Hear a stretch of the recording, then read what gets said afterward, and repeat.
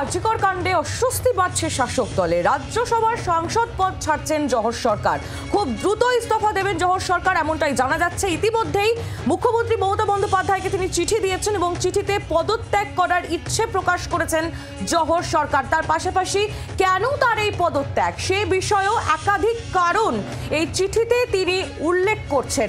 আরজিকর কাণ্ডের প্রতিবাদেই কি পদত্যাগ, এই প্রশ্ন এখন উঠছে এবং তা নিয়ে জল্পনাও তুঙ্গে।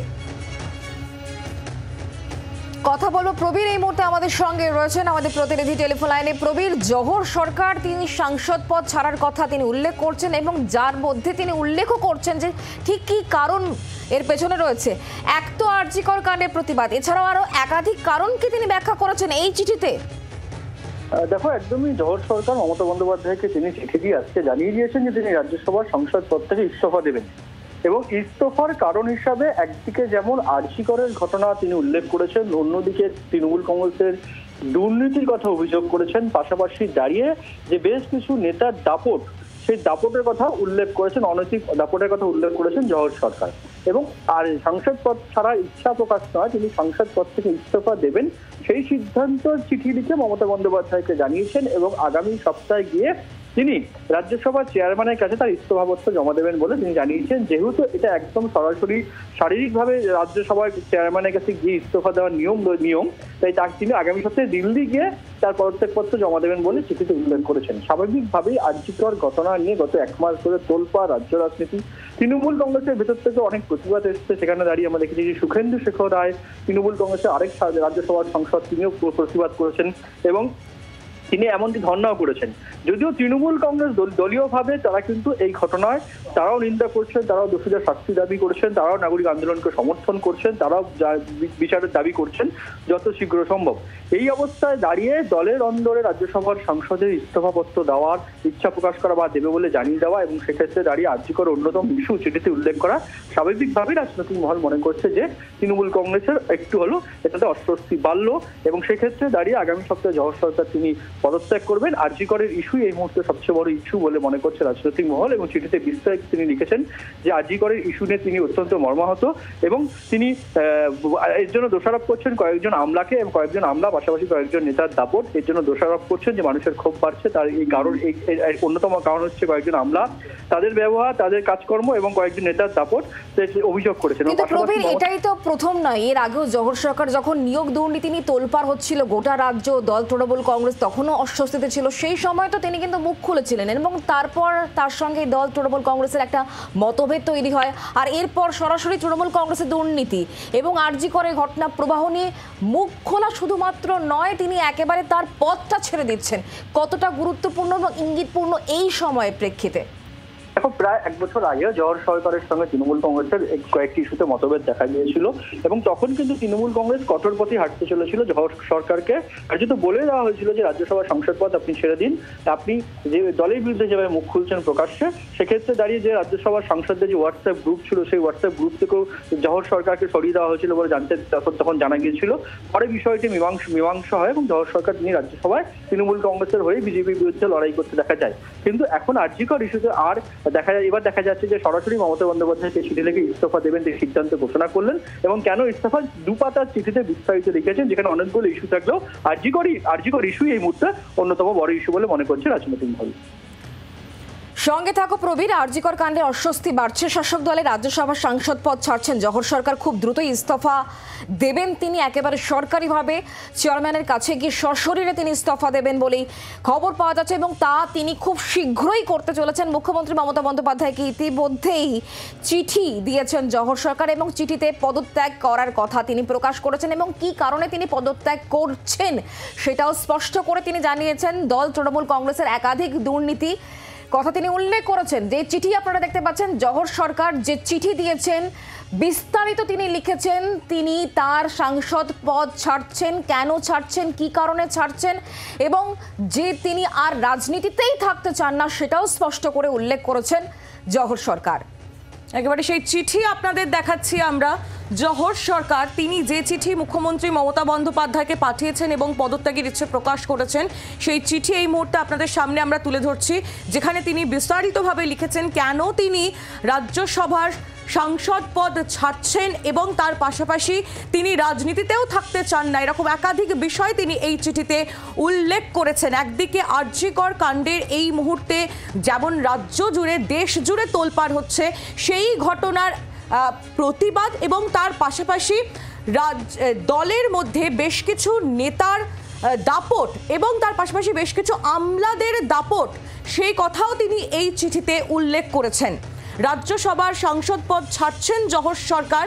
আর এই যে চিঠি আপনারা এই মুহূর্তে দেখতে পাচ্ছেন, এই চিঠি তিনি সেই ইচ্ছে প্রকাশ করে পাঠিয়েছেন মুখ্যমন্ত্রী মমতা বন্দ্যোপাধ্যায়কে। প্রবীর আমাদের প্রতিনিধি রয়েছেন আমাদের সঙ্গে, প্রবীরের কাছে আরও একবার চলে যাব। প্রবীর, যেখানে আরজিকর ইস্যুতে এই মুহূর্তে ঘরে বাইরে প্রবল সমালোচিত হচ্ছে রাজ্যের শাসক দল তৃণমূল কংগ্রেস, তারই মধ্যে এই আবহের মধ্যে তৃণমূলের রাজ্যসভার সাংসদ পদ ছাড়ছেন তৃণমূলেরই সাংসদ, রাজ্যসভার সাংসদ জহর সরকার।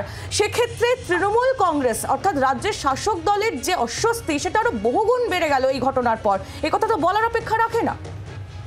দেখো, রাজনৈতিক মহল সেটাই মনে করছে। একদিকে দাঁড়িয়ে রাজ্যসভার একজন সাংসদ সুখেন্দু শেখর রায় তিনি প্রতিদিনই সোশ্যাল মিডিয়ায় পোস্ট করছেন এবং কখনো বাস্তিল দুর্গের পতনের কথা বলছেন, কখনো বলছেন যে পুলিশ কমিশনারকে হেফাজতে নিয়ে জিজ্ঞাসাবাদ করতে হবে, সেই দাবি তিনি তুলেছেন, নিখুঁতভাবে ধর্নায় বসছেন। স্বাভাবিকভাবে আরেকজন রাজ্যসভার সাংসদ প্রথমবার বলা যায় যে মুখ খুললেন এবং সেক্ষেত্রে দাঁড়িয়ে তিনি সরাসরি ইস্তফার কথা বললেন, মমতা বন্দ্যোপাধ্যায়কে চিঠি দিলেন, আরজিকর ঘটনার প্রতিবাদ করলেন এবং শুধু আরজিকর ঘটনা নয়, অন্যান্য ইস্যু কিন্তু তিনি চিঠিতে লিখেছেন, দেখা যাচ্ছে দুপাতার চিঠিতে। এবং তিনি যে ইস্তফা দেবেন সেই সিদ্ধান্ত নিয়েছেন, সেই সিদ্ধান্তের কথা মমতা বন্দ্যোপাধ্যায়কে জানিয়েছেন। আগামী সপ্তাহে তিনি সরাসরি গিয়ে দিল্লিতে গিয়ে রাজ্যসভার চেয়ারম্যানের কাছে ইস্তফাপত্র তুলে দেবেন। স্বাভাবিকভাবে আরজিকর ঘটনার পরিপ্রেক্ষিতে তৃণমূল কংগ্রেস অল্প হলেও অস্বস্তিতে আছে বলে মনে করছে রাজনৈতিক মহল, রাজ্য সরকার অস্বস্তিতে রয়েছে। এই অবস্থায় দাঁড়িয়ে রাজ্যসভার সংসদের পদত্যাগ কিন্তু স্বাভাবিকভাবেই তৃণমূল কংগ্রেসের অস্বস্তি বাড়ালো বলেই মনে করছে রাজনৈতিক মহল। একদমই, তুমি আমাদের সঙ্গে থাকো প্রবীর।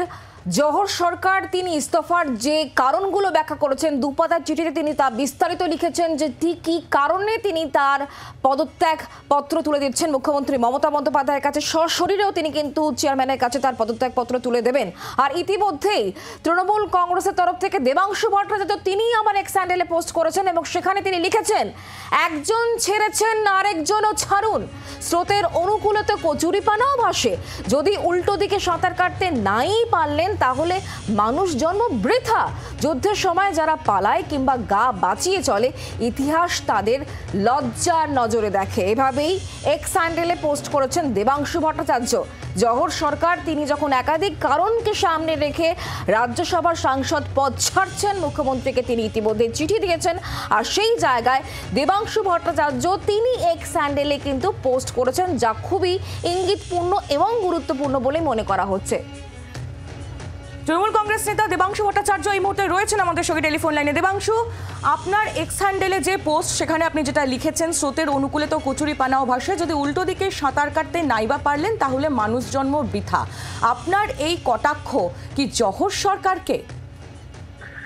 দেখুন, আমি আলাদা করে কারো নাম নিতে চাই না, তবে আমি এইটুকু বলি, কিছু কিছু সময় যে কোনো রাজনৈতিক দলেরই আপনি যদি সদস্য হন, সেই রাজনৈতিক দল বা সেই যে দলের আপনি প্রতিনিধিত্ব করছেন সেই দল যখন একটা যুদ্ধের পরিস্থিতিতে থাকে, একটা লড়াইয়ের পরিস্থিতিতে থাকে, যখন এরকম পরিস্থিতি সৃষ্টি হয় যেখানে সংগ্রাম করার প্রয়োজন একজন দলীয় সৈনিক হিসাবে, কিংবা উনি তো দলটা বা এরকম মানুষ যারা আজকে ছেড়ে দিচ্ছেন চলে যাচ্ছেন তারা তো দলটা স্বাভাবিকভাবে করে আজকে এই জায়গাতে আসেননি, তো তারা এসছেন, তাদেরকে তাদের জীবনের কৃতিত্ব হিসাবে একটা সম্মানের জায়গা দল দিয়েছে, এরকম একটা পরিস্থিতি। কিন্তু দুঃখের বিষয় হচ্ছে যে এই জায়গাগুলো পাওয়ার পরও বিন্দুমাত্র কৃতজ্ঞতা বোধ না থেকে সংগ্রামের সময় পিঠ দেখিয়ে পালিয়ে যাওয়া কিংবা কিছু কিছু মানুষের গা বাঁচিয়ে চলা, এটা আর যাই হোক এটা কখনো একটা সৈনিকের লক্ষণ বা একটা যোদ্ধার লক্ষণ হতে পারে না। আর স্বাভাবিকভাবেই আমাদের যেটা বক্তব্য সেটা হচ্ছে যে এই পরিস্থিতিতে সরকারের তরফ থেকে যা যা করার 12 ঘন্টার মধ্যে এখনো অব্দি একমাত্র যে দোষী, একমাত্র যে অপরাধী, যার সাথে আপনাদের 24 ঘন্টারই খবর অনুযায়ী ডিএনএ পর্যন্ত ম্যাচ হয়ে গেছে নির্যাতিতার দেহে থাকার, অর্থাৎ তিনি যে দোষী সেই বিষয়ে কোনো সন্দেহ নেই, সেই সঞ্জয়কে গ্রেপ্তার করা থেকে শুরু করে এখনো অব্দি যা যা এই ক্রেসে ব্রেক থ্রু সবটাই তো রাজ্য সরকারের, সবটাই তো কলকাতা পুলিশের, সিবিআই তো এখন অব্দি কিছু হয়নি। ফলে সরকার আলাদা করে আর কি করতে পারতো যে কাজটা করেনি।